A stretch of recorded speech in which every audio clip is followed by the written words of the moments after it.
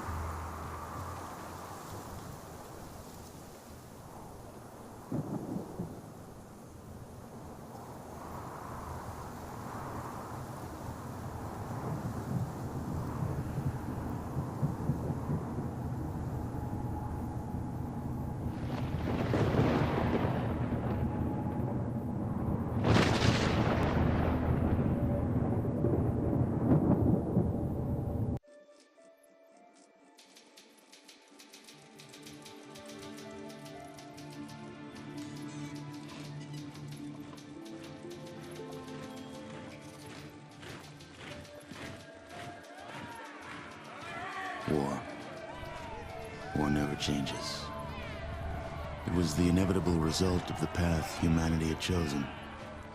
Everyone who entered into the conflict expected victory. Everyone was optimistic.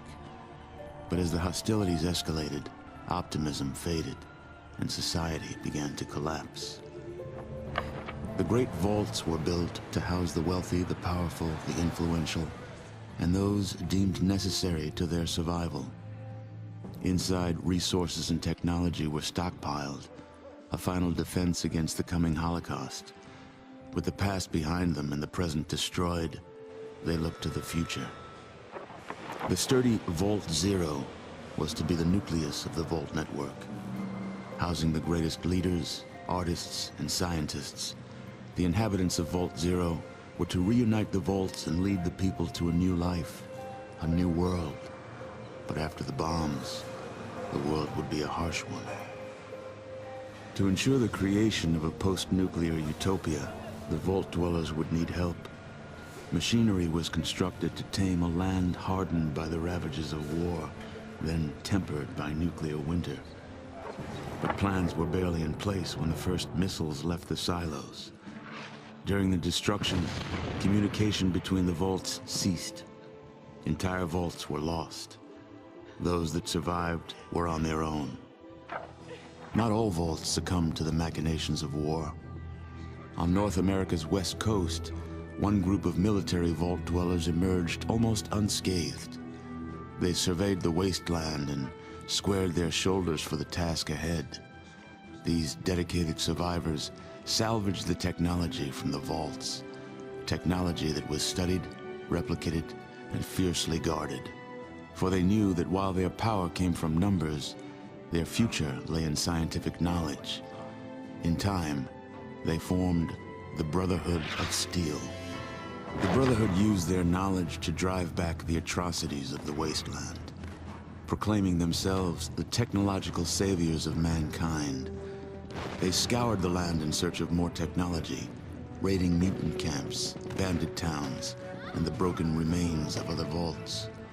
But even they could not keep pace with the high tolls demanded by life in the wasteland. The Brotherhood found themselves at odds with their need for new blood versus their code of technological secrecy. The debate was lengthy. Finally, the Elders ruled against sharing the technology with outsiders, convinced that they would endure as they had before.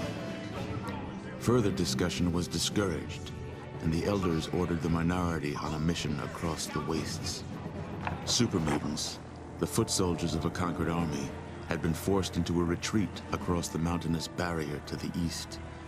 The Brotherhood constructed airships and dispatched the minority to track down and assess the extent of the remaining super mutant threat. But disaster struck while crossing the Great Mountains. A great storm gripped the main airship and flung it far from its course. The mighty ship was badly damaged. The smaller sections were torn from the main craft, never to be seen again. Many of the expedition's leaders were lost to the winds. The fraction of the crew that still survived struggled to keep their ship aloft before finally crashing on the outskirts of a once thriving metropolis, a city once called Chicago.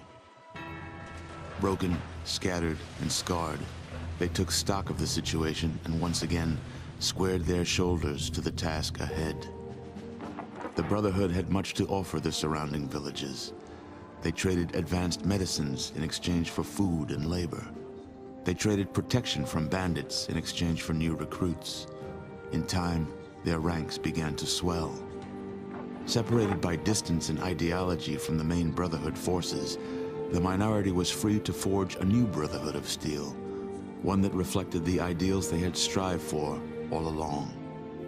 However, one's future in the wasteland is never certain, for an old power has awakened, also bent on making this land its own. Life in the Brotherhood is about to change.